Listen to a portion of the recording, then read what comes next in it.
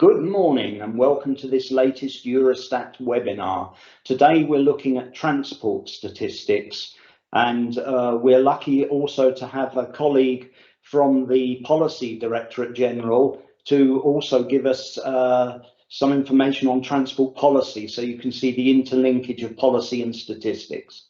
I'm Tim Allen. I work in dissemination and user relations. I'll be moderating today's session. We have a number of participants who I'll introduce one by one before each of the presentations. Just to get some housekeeping out of the way, we are recording the event, so if you can't stay for the entire event and you want to catch up later, we'll be making the recording available on our website and I think also through our Facebook page. We're broadcasting it both through our website and our Facebook page. And the other thing is that we're doing interactions via Slido.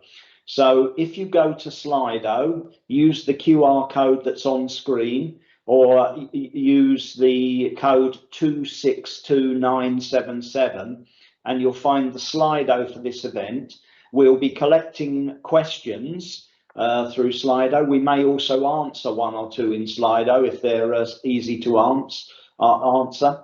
And at the end, we'll be doing a little user satisfaction with the webinar survey also on Slido. So we encourage you to have a look at Slido. Right, so that's the housekeeping. So I'll start by introducing our first speaker, and this is Viveka Palm. She is a director at Eurostat responsible for sectoral and regional statistics, and one of the sectors is, of course, transport. So, Viveka, over to you. Thank you very much, Tim. So, good morning, everyone, and welcome to this webinar on transport statistics. My name is Viveka Palm, as you just heard, and you will hear today about how EU policy is planning to meet the current and future environmental and mobility challenges, and also how transport statistics follow these developments.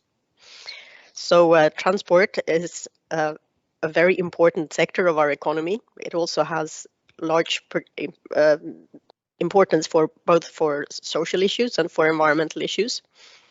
And with the statistics, we are able to follow issues like sustainable development, energy dependency, but also accessibility of goods and services and quality of life in general. One thing that is sort of special with transport statistics is that they come very timely. We have a possibility to show what happens fairly quickly in time. And during the past 2 years, this has really proven to be important to measure also the impact and the recovery of the economy from the COVID pandemic. Also from a statistician's point of view, the transport activities are being increasingly connected. They use new technologies and they generate data. And these data are something that we can also explore to produce new types of statistics and find new types of indicators and to meet different policy and user expectations. So I welcome you again to this seminar, and we will delve deeper into it. I know that some of you have already been posting interesting questions for us to work on. So welcome, and let's get going. Thanks. Thank you, Viveka. And Viveka will be back later on to join our Q&A panel at the end. So we'll start with our first presentation. And as I said, we've invited along a colleague, Juliana Lupo, who comes from what we call DG Move. That's the Directorate General for Mobility and Transport. And she is a statistical officer in DG Move, helping with the relationship between a policy DG and Eurostat. And she's going to talk a bit about transport policy. So Juliana, over to you. Hello, good morning to everyone and welcome to this webinar. So I have been already introduced. Again, I am the statistical officer in DG Mobility and Transport. I work in the unit economic analysis and better regulation. And I am happy to be here and have the chance to give you an overview on the EU transport policy. So next one, please. I will start my presentation with some basic facts and figures on the transport sector in order to give you an idea on its importance within the EU framework. Next one, please. So a few words. DG Move manages work on 5 specific modes of transport: road, rail, aviation, maritime, and inland waterways. But of course, there are also transport policy cuts across modes. We have infrastructure policy, multimodality, safety and security are such examples of horizontal domains. Next one, please. So transport is an important sector, is the backbone of our economy and society. In this graph, we can see the importance of the transport in the economic sense. We see that since 1995, there is a clear growth both in the GDP and as well as in the activity of passenger and freight transport. We can see as well a strong correlation between the 3 indicators. Next one, please. Trade inside and outside of the EU could not happen without transport and mobility. Here in this graph, we can see the share in overall how the share in the overall trade is distributed amongst different transport modes. We see making up almost half of the external trade. Next one, please. Transport is important for citizens. It is important for their mobility within and outside of Europe, but it is also a source of employment and wealth. The transport sector accounts for 5% of the total gross value added in the EU. It comprises a network of 1.2 million enterprises and employs almost 11 million people. Unfortunately, there are still trends that need to be changed in order to achieve inclusivity and sustainability in the sector. One of these being, for example, to attract more women, as currently they represent not more than 1/4 of the workers in this sector.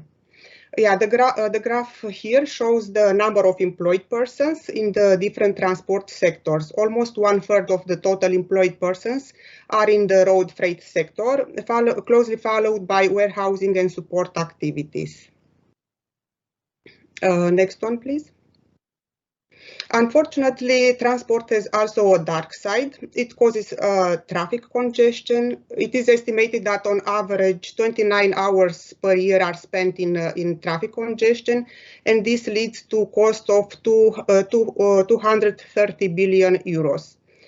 Transport is linked to accidents and fatalities and contributes to noise and environmental pollution. The graph shows that transport is responsible for almost 1/4 of the total greenhouse gas emissions at EU level. And when looking at the greenhouse gas emissions from the transport sector, we can see that the road transport is responsible for almost 70% of these emissions. Next one, please. Therefore, the EU transport policy aims at maximizing the economic benefits of the transport sector and diminishing its externalities. So the European Green Deal, adopted in December 2019, is the EU growth strategy for the next decade, aiming at making EU climate neutral by 2050. We have seen that transport is responsible for almost 1/4 of the greenhouse gas emissions. Therefore, a reduction of 90% in greenhouse gas emissions from transport is needed in order to achieve this climate neutrality. As part of the European Green Deal, the Sustainable and Smart Mobility Strategy was adopted in December 2020. It has 3 main objectives: to make transport to make all transport modes more sustainable, smart and resilient. The strategy set 10 flagship initiatives and different milestones that should show the path in achieving these objectives. It is underpinned by a comprehensive staff working document analyzing the developments for each mode of transport. It is also accompanied by an action plan with 82 concrete policy actions. Next one, please. So the strategy identifies identifies 10 key areas where further action is needed in order to achieve these objectives. So in order to make the transport sector more sustainable, 5 key areas for action were identified. So first, the EU needs to boost the uptake of zero emission and low emission vehicles and related infrastructure. Then the ports and airports should become cleaner by increasing the deployment of renewable and low carbon fuels and vessels, and also by making them multimodal hubs, linking all relevant transport modes.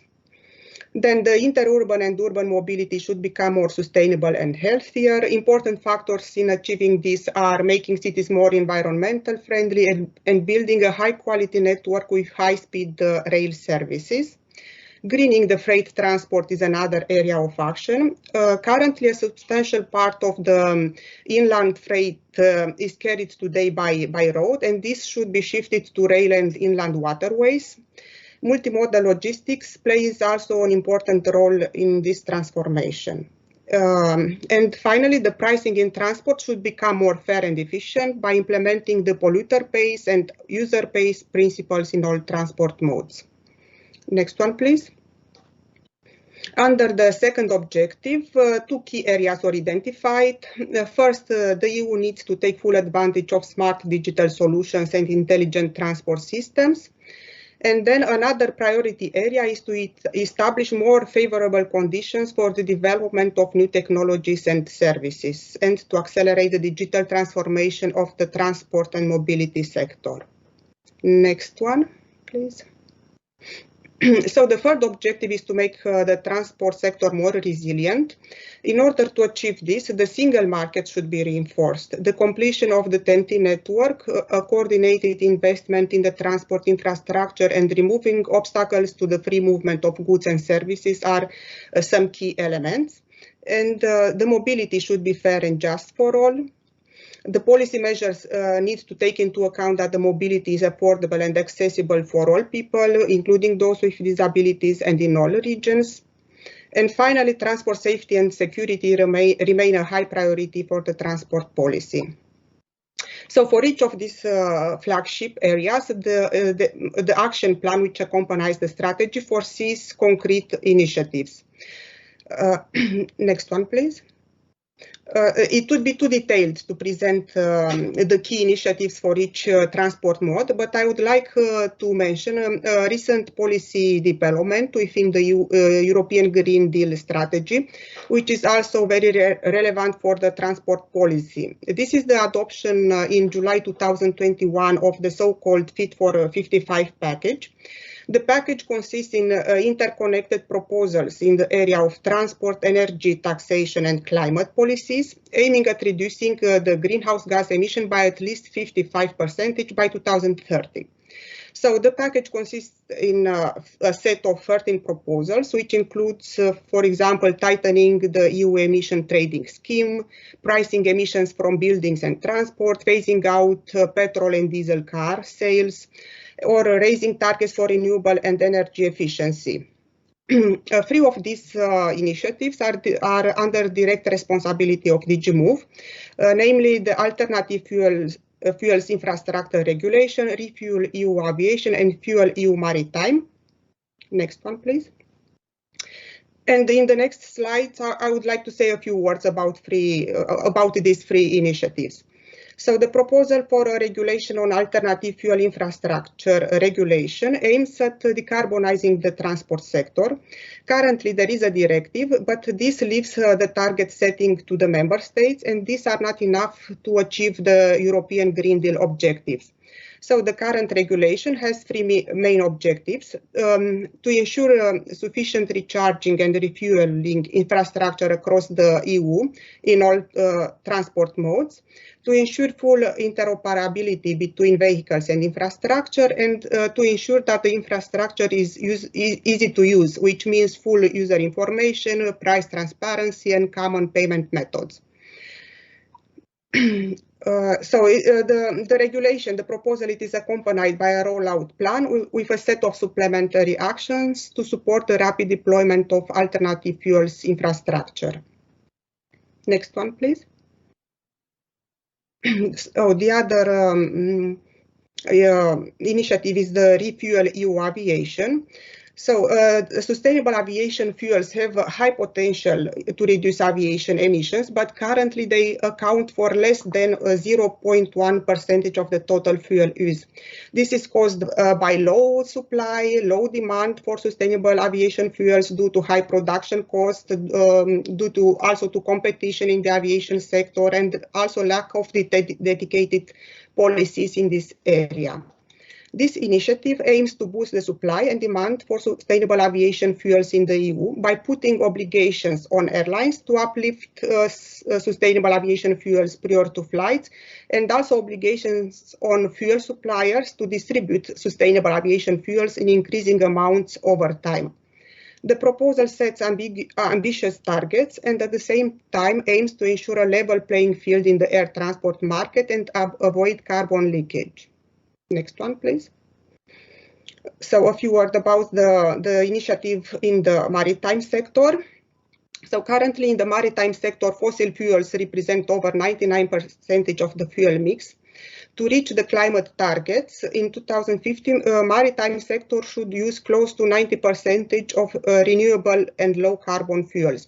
So the challenge here is that there is a large variety of ships and also different trade types where no single technology options would fit to all of these. Therefore, the proposal includes measures focusing on demand. It proposes a technology-neutral approach by introducing limits on the yearly average greenhouse gas emissions intensity of energy used on board. So the maritime operators will need to use an increasing proportion of zero and low carbon sustainable fuels without obligation to use a specific technology. Among others, this proposal requires using onshore power supply in ports for ships with highest energy demand, and ships with not meeting these limits or obligation would pay a financial penalty. For overachievers, an incentive mechanism is foreseen to encourage the rapid deployment of the most advanced options. Next one, please. So finally, to close my presentation, I would like to say a few words about how we work, how we use and work with statistics at DG Move. So DG Move is responsible for preparing and proposing different legislations in the mobility and transport sector. When proposing new laws, their expected impact must be assessed. We are also performing evaluation of different laws, and we are proposing improvements. Therefore, we need statistics for performing different analyses, feeding into these impact assessments and evaluations. We use statistics also for monitoring purposes. For example, we analyze the situation in different areas by using different dashboards or monitoring frameworks. Here I could mention a few. The EU SDG report, which monitors the progress towards the sustainable development goals at EU level, or the resilience dashboard, which assesses the ability to make progress towards policy objectives. We use also data and the indicators for issuing the country reports within the European semester process. We also perform different economic analysis for which we need data. One recent example would be the analysis of the COVID-19 impact on the transport sector. The most relevant transport-related statistics are collected in our annual publication, EU Transporting Figures, which is annually updated with the latest available data. This publication is based mainly on Eurostat, but also we use data from international organizations and associations. We use data from UNECE, ITF OECD, International Union of Railways, and so on, national sources and reports, and we are producing also own estimates when for the few cases where no data is available. We at DG Move, we produce also different statistics and reports, and I will name only a few. The Rail Market Monitoring Report, which provides information on the main developments in the rail markets. Then we have the CARE database, which is the community database on road accidents. We have the European Alternative Fuel Observatory, which is on online portal funded by the European Commission that provides open and free information on deployment of alternative fuels, vehicles and infrastructure. We have the TEN-T reports, which collect technical and financial data on the implementation of trans-European network for transport.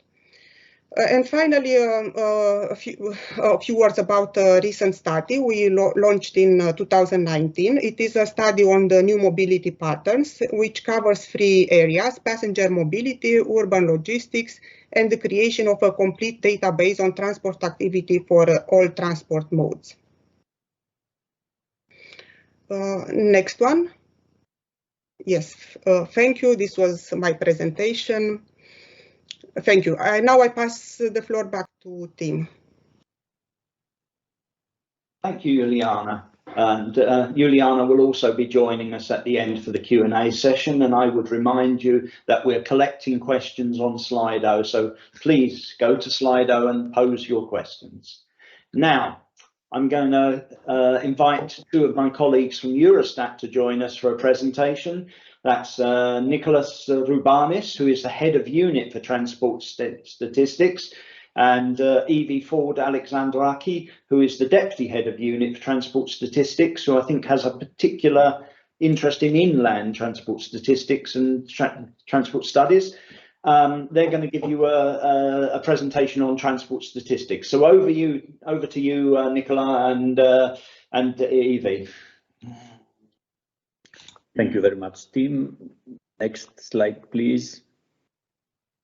So today we will present you some elements of transport statistics, and as you understand from the previous presentation, transport statistics are very much driven by environmental policies and transport policies, given the role of transport in emissions and energy consumption.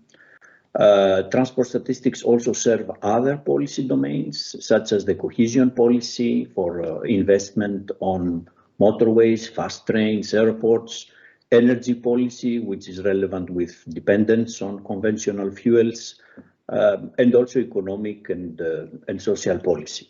So our data are very much policy focused, and I have to say that transport statistics are also present in other transport domains, such as business statistics, employment statistics, economic statistics. Our work is very much limited to the transport activity. Next slide, please. This is one of our headline indicators. It shows the share of transport modes into the movement of goods. And as you can see, the green bars are the share of road transport in moving goods, and the red bar is rail. So road transport is dominating the transport of goods over the inland part of Europe. Next slide, please. If we look at the transport of containers, which they represent maybe a little bit less than half of the goods transported, it is mainly maritime, short sea shipping, and rail, which they carry most of the containers, and then inland waterways, and at the end, road. Next slide, please. Transport statistics are also very relevant to the pandemic, and we had a high demand for very recent and very timely data to evaluate the impact and the recovery from the pandemic. And we also, over the past 2 years, increased the communications and articles we produced with timely data. Next slide, please. These are some examples which you can find under the Eurostat transport news items, where you can see that already in October we had data for the second quarter of the year on rail. Also in January we published and identified the effect of COVID in maritime transport. In the third graphics in November, you will see even some more details on the transport of goods by road and the specific impact of the pandemic to traveling or to moving goods over longer distances. And the bottom line is the goods that travel over 2,000 kilometers. Next slide, please. More recently, we published data on the number of flights, again, to evaluate the impact of COVID and rail for the third quarter of 2021. Next slide, please. Transport statistics, we said, are very timely, and this is one of the most timely indicators. It is part of the European Statistical Recovery Dashboard. It is the indicator on the number of commercial flights. The data which are available now are the data for the previous month. So you can already find that there is a 30% decrease in flights in February 2022 comparing to the pre-pandemic period. So this indicator is available for comparing with the previous year, that was during the pandemic, and the year before, that was before the pandemic. So this is information at country level, but the same information also exists at airport level in our database. Next slide, please. We collect the data based on EU legal acts. So there is an obligation for the countries to provide us information on rail for goods and passengers, on maritime transport, again covering both goods and passengers, on inland waterways, covering only goods, on road, mainly covering the transport of goods by trucks, and by air. So air, we have information on freight and passengers travel by air and by airport. Next slide, please. We also collect additional and non-regulated statistics, statistics based on gentleman's agreement with national statistical offices. And we collect more detailed regional data at NUTS 2 and NUTS 3 level.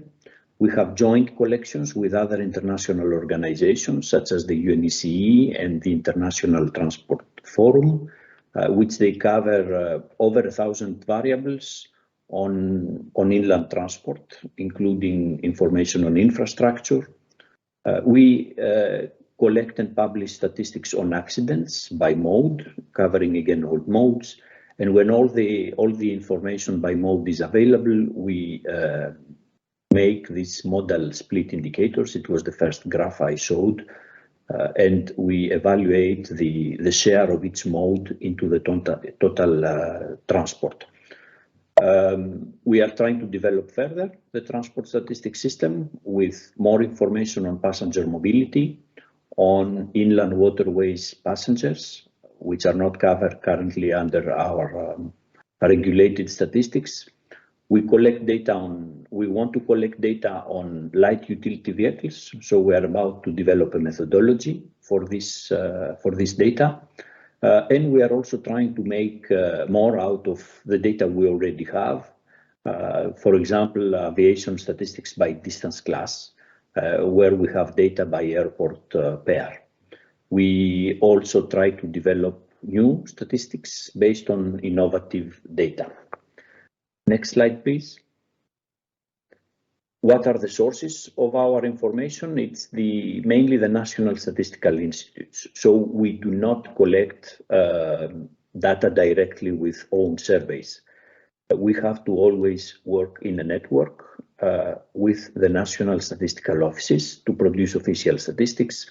Often we contact other national authorities such as ministries and ports or airports. We also collect information from EU agencies that have their own legal acts, for example, to collect statistics on accidents. And we also get data from Eurocontrol, and this is the origin of the data on this very timely indicator that is basically covering all European airports.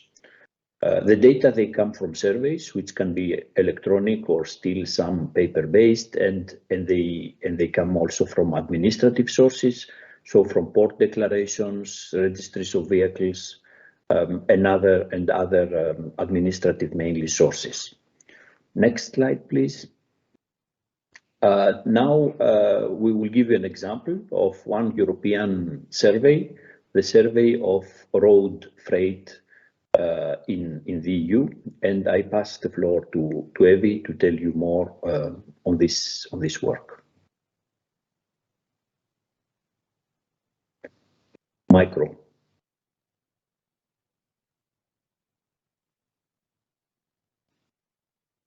Indeed. Thank you very much, Nikos. Good morning to everyone from me too. I will briefly explain the road freight transport survey to show to what detail data can be collected and also how complicated but useful at the same time such a collection can be. Road freight transport is collected via a sample survey of trucks registered in the EU member states, Norway and Switzerland.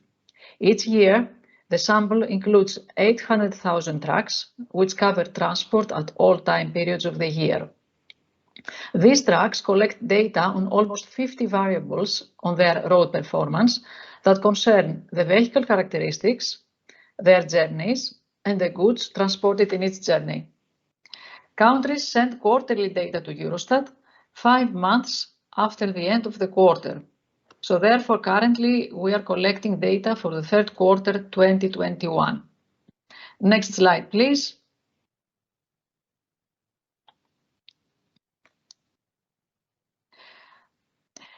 This type of road freight survey provides microdata, meaning data at the most detailed level possible.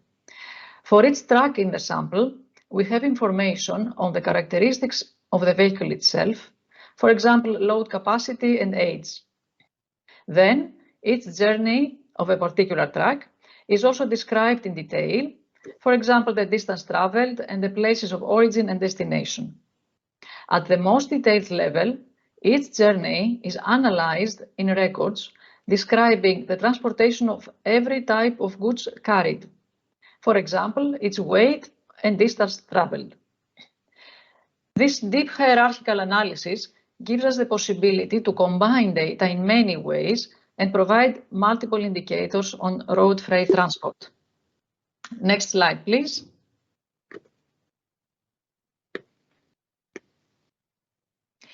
In this data collection, countries report the transport performance of the nationally registered trucks. One of the advantages of this microdata collection is that Eurostat can provide for each country information on the transport performance in their territory by the trucks registered in any other country. This is because Eurostat analyzes the data collected and, by using a distance matrix, assigns to each country all transport performance in their territory, independent of the truck nationality. To take advantage of the richness and added value of this data collection, Eurostat and the member states have established a procedure to anonymize the data and to offer it to researchers for their projects. As for all data collections, Eurostat publishes tables on road freight transport in its dissemination database and in several dedicated articles, sets a harmonized methodology for the countries, and reports to the European Parliament and to the Council on the implementation of the regulation for road freight transport statistics, evaluates the quality of the data received and helps member states to improve it, and provides data, as we heard, to other Commission services for developing and monitoring EU policies and targets, for modeling and for preparing new legislation. Next slide, please. All this information and much more users can find if they click on the transport theme on Eurostat's homepage. They will be transferred to our dedicated pages for transport, where we present our latest highlights and group information and documents into different categories, such as data, publications, legislations, and related links. One of these categories is the Statistics Explained articles, and this is a family of articles that present in a simple way the most important results of our transport statistics. Thank you very much for your attention, and I now pass the floor back to Nikos to talk to you about the challenges we face in transport statistics. Thank you. And we do face a lot of challenges, and challenges come with opportunities. And one of the big challenge and opportunity is the increasing generation of real-time traffic and mobility data, increasing also of innovative technologies which are embarked on vehicles, and they generate constantly data. It is also challenging to follow changing modes of transport, such as electromobility, electric cars, bicycles, and also the active modes of transport, such as biking and walking. There is a lot of transport declarations which are becoming more and more electronic. For example, based on EU initiatives such as the e-freight or in future the maritime single window. And this central storage of electronic transport declarations are a very rich source of information to be used also for statistics. Finally, you've heard the number of EU transport policies. It is also very challenging to us to remain relevant and to be able to produce statistics to monitor and shape these policies. Next slide, please. And we are going through a transformation of transport statistics from transport statistics to traffic and mobility statistics. Transport statistics are mainly based on surveys and declaration of transport companies on measuring the movement of goods and persons by mode. They use established classifications and economic activities, and they were designed mainly to monitor the opening of the market, the European market, and the free movement of goods and services in the EU. However, the role of transport statistics is changing. We now need, and everybody is asking for more detailed and more timely data. We are asked to estimate individual movements, find also the purpose and the location. For example, active modes of mobility in urban areas, such as biking, for example, but biking for what? For leisure, for going to work, for shopping. So there we need also the purpose to make the statistics relevant. And we also need to trace the transport of goods and persons across changing modes. So rather than following modes, we need to follow goods and persons, in fact. We need to compete with real-time data. Many people are saying, but Google has it. The data are already there for now. But we only do statistics which they refer to some months in the past. So we need to use all this real-time information for meaningful statistics. And we need to produce statistics which are coherent with energy statistics, environmental statistics, economic and social statistics. I think this transformation will pass through the use of innovative data for new indicators and experimental statistics that will then become more mature to produce official statistics that can withstand, let's say, scrutiny when new legal acts are produced and can be repeated and have this component of quality then little by little embedded in them. That's all from us, and we are ready to take some questions. Thank you, Nikos and Evie. So we're now going to invite our other panelists to join us again. As I said, we're going to go to our Slido channel and see what questions you've been asking. Hopefully you've fast enough to keep us busy. I will just say that if you ask a particularly tricky question that we don't have the answer at our fingertips, we will also put up our user support email address, and we will invite you to send those to user support. And if we get too many questions to get through, we'll also invite those we haven't got to contact us through user support. So, right, I'm going to now start looking at the questions that have come in on Slido. So I think we have a sort of slightly technical question, which is which I hope our statistical experts understand. To what extent can corridors 4, 8 and 10 be able to take the increased volume of cargo? I'm not sure, is that for Juliana or is it for one of Nikos or Evie or even Viveka? Who can tell us about corridors 4, 8 and 10? Maybe I could say a few words. We do not collect statistics by corridor, but we do have road and rail statistics, mainly road freight by origin and destination. So we could approximate traffic on certain corridors, but we do not publish this type of data. We publish data based on NUTS. This is the regional level. So it is not fully incorporated, this approach, into the statistical production. Thank you, Nikos. Then we have a question. Do you have statistics on the size of EU logistics companies and the market share of each, small, medium and large, and the movement of the numbers year over year? I think I know the answer to this, but Nikos or Evie, can you tell us about the company level data we have? I can say a few things. I think this is more a question for business statistics, where all this information can be found.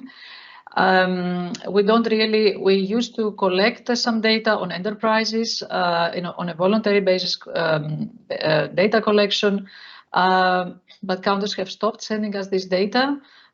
We have data for rail enterprises, a number of rail enterprises until 2019, so we still collect that. And we also have some data on infrastructure and maintenance costs spent by countries for transport infrastructure. But this is all we have. For more information, it should be the business statistics that give this information. Thank you. Thank you. I'm not sure if anybody else wants to add anything, but from my knowledge, in general, we do not publish data by company. We aggregate to the sector, whether that be at national or regional level, depending on the statistics. So we don't tend to have statistics on individual companies and their size. We do have, for instance, in business statistics, we do have data on the distribution of companies across size classes, small, medium and large enterprises. So we can do some data on the total number of enterprises by size class.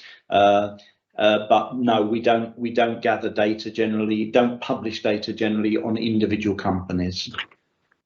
Then we have one interesting one. Cycling is one of the fastest growing modes of transport for goods and people in Europe. When will Eurostat provide comprehensive cycling statistics? Now, Nikos mentioned cycling and indeed walking in his opportunities and challenges. Nikos, can you tell us anything about when we might get comprehensive cycling statistics? Indeed, I can. I think cycling and walking, it's a recurring question. It is a very interesting information, in particular in the context of the pandemic. There is increased, certainly we have seen it, increased in cycling and use of bicycles. We have drafted methodology for passenger mobility surveys, which they include statistics on cycling. So next time countries will perform passenger mobility surveys, we will also have data on cycling. I think that you can understand that the move from tracing goods and economic activities is to movement of people, and the purpose why they move is a difficult move, and that's what we're trying to do now, to even produce statistics on cycling based on big data. Probably we will not produce the same type of information, but we will have some data on how people are moving by bicycles and how people are moving by foot as part of their overall journey, because it's important to know whether they're going to take the bus, for example, or they're walking or cycling to work. And we are planning to develop this statistical domain indeed soon. But I do not have a specific date yet.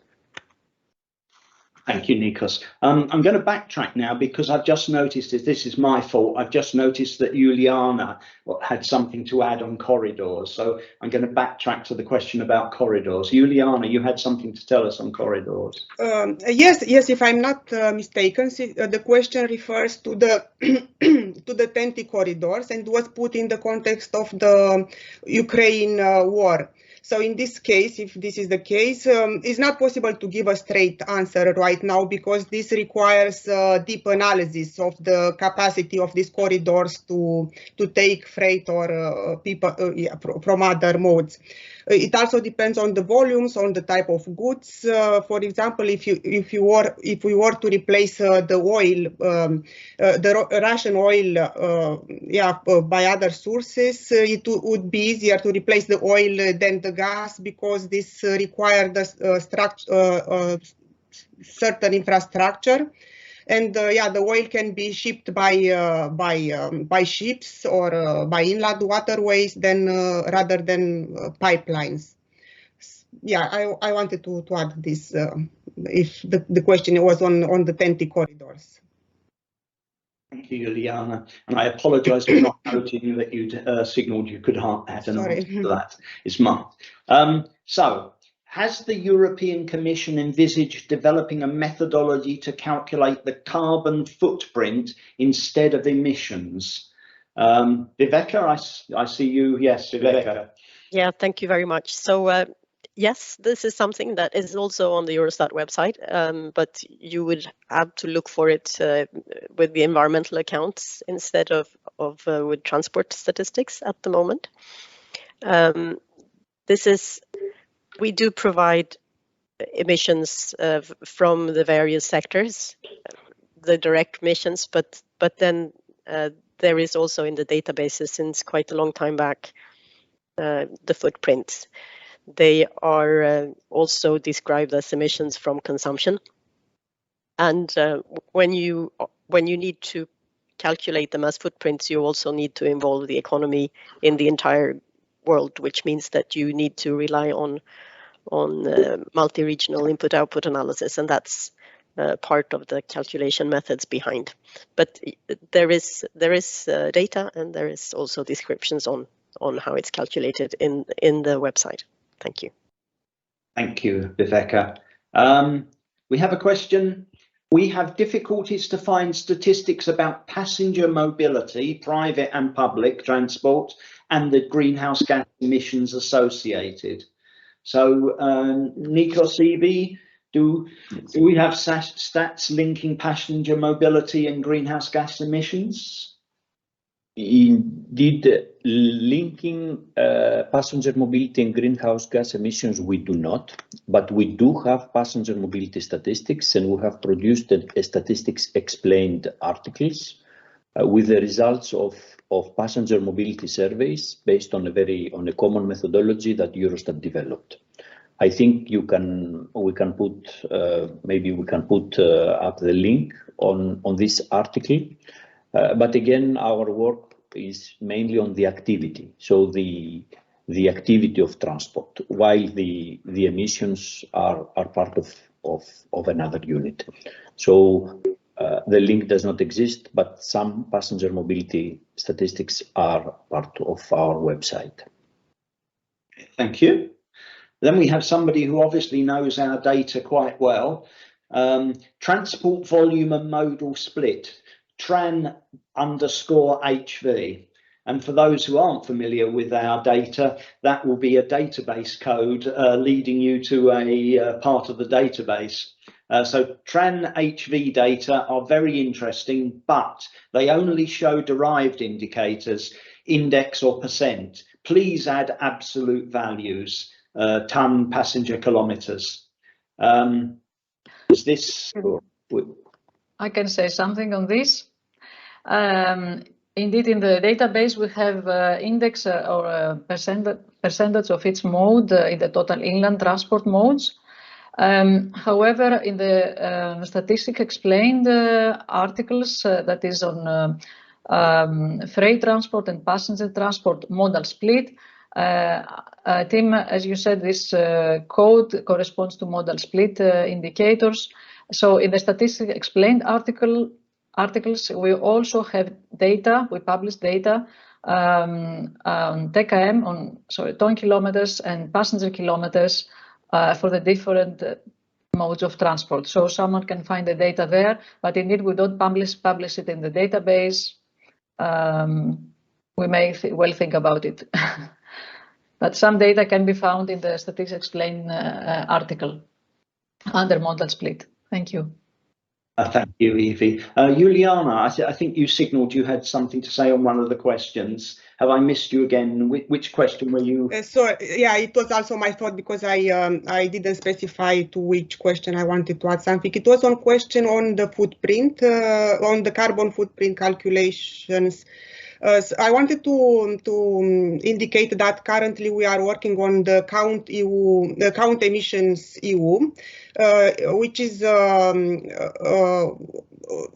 an initiative, a proposal for a regulation, and seeks to establish a common framework and methodology for calculating the transport-related greenhouse gas emissions applied. So the methodology should be comparable between all transport modes, and it should apply also to passenger and freight sector. The public consultation will be open soon on this initiative.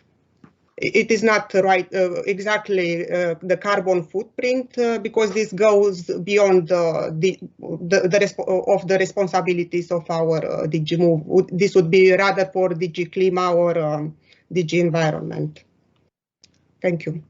Thank you, Juliana. And that, in fact, something you said there is very interesting because it actually leads into the next question. So you mentioned some terms that are dear to the heart of every Eurostat statistician, which are common methodologies, common definitions. And we have a question. Are road freight transport statistics of different EU countries comparable in practice? Do all countries cover the same definition of trucks, size of HGVs? Nikos, Evie, are our statistics comparable? Yeah, I can answer this question. HGV stands for heavy goods vehicles.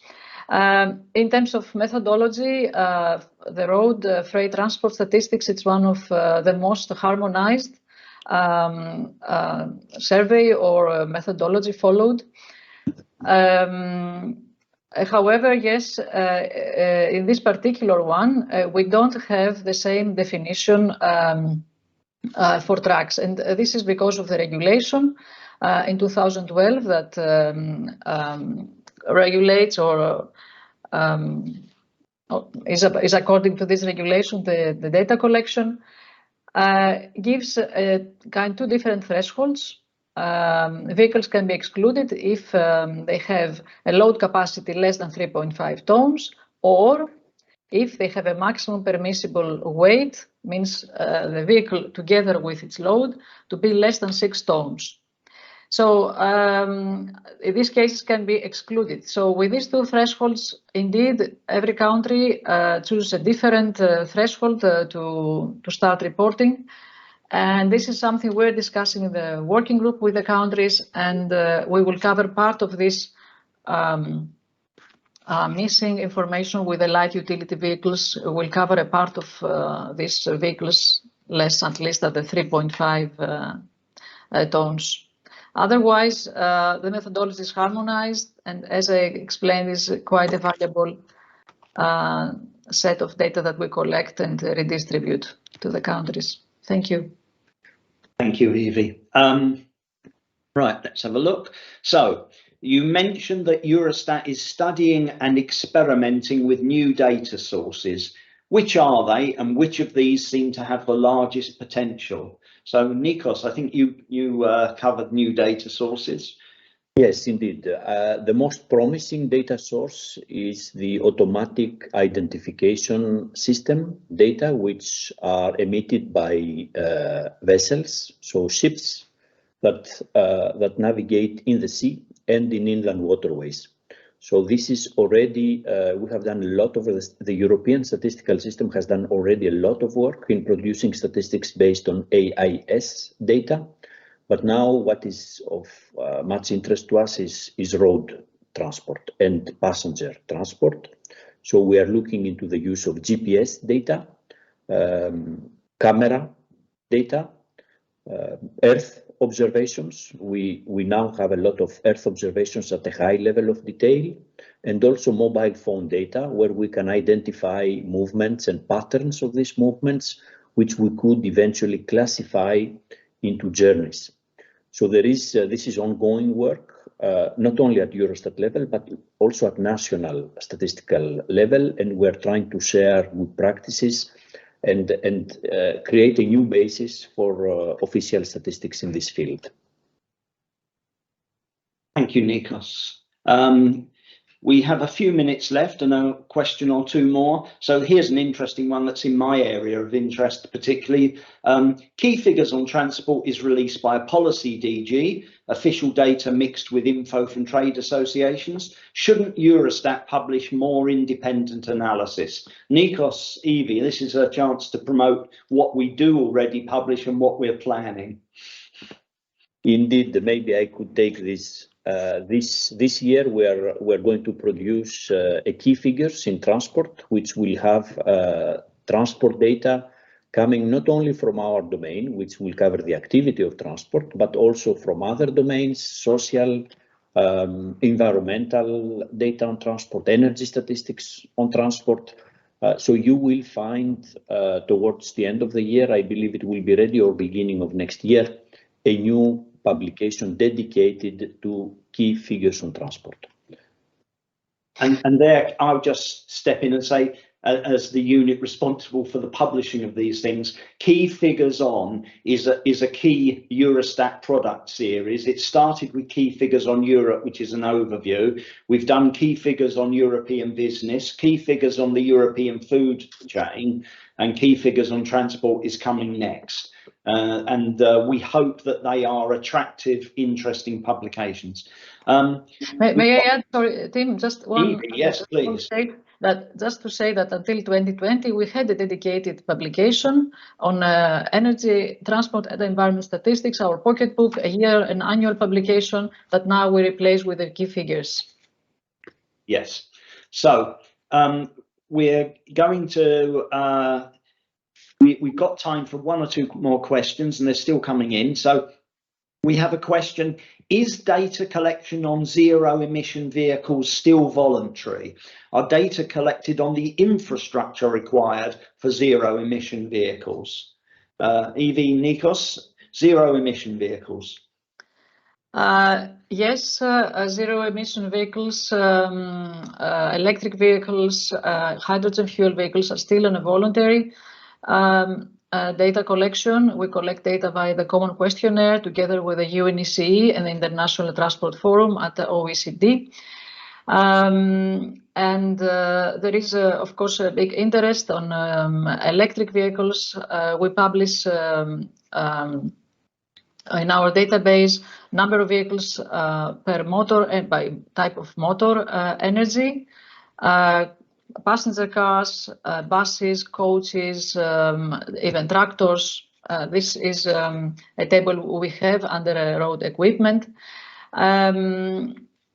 infrastructure required for zero emission vehicles. Infrastructure goes very closely. Charging stations is something we all know by now quite well. There is a big interest from countries. We have just now, I can mention, we have funded grants, we have funded pilot studies, and the member states are looking into electric vehicles at regional level, charging station infrastructure, and what is needed for the near future. Thank you. Thank you, Evie. And I'm going to finish with one final little sort of add on to that question before we wrap up. And I'm going to turn to Juliana. And what can you tell us about the policies? What EU policies do we have in this area of zero emissions infrastructure, charging stations, for example? Is this a policy subject? Yes, yes. So as I have shown in my presentation that the uplift of to boost the uptake of zero emission vehicles and related infrastructure is one of the objectives of the sustainable and smart mobility strategy. And therefore we have also this European Alternative Fuels Observatory, which collects data on electric vehicles, on zero emission vehicles, and related infrastructure. This is a high priority for our policy purposes, of course. Okay, thank you. We have one final question. I'll take this one final question, then we'll wrap up. So shipping emissions. Do we measure shipping emissions imports versus emissions on the high sea? How is it measured? What data sources are used? Nikos, Evie, do we differentiate between shipping emissions import and on the sea? I can say a few things. Basically, emissions are in general calculated using the IPCC methodology, which means calculation via the energy consumption. And we do have the energy consumption for inland navigation, which includes short sea shipping, for example, and inland waterways, and also marine bunkers. So on the basis of this information, the emissions can be calculated. Emissions can also be calculated using accounts, environmental accounts. And this is another source and another methodology on the basis of which emissions for shipping can be calculated based on Eurostat data. Thank you, Nikos. So we've reached 11 o'clock, the end of our session. I'm going to wrap up now by saying thank you to Viveka, to Juliana, to Nikos, and to Evie. Thank you for all your questions and for watching us. I will remind you that on Slido we will finish off with a little satisfaction survey, which I invite you to complete. I will remind you also, if you didn't manage to follow the entire session, we will be putting the recordings up shortly, and you can go back and double check the recordings later. So it just remains for me to say thank you to everybody, and I hope you found the session useful and interesting. Thank you all. Thank you. Bye-bye.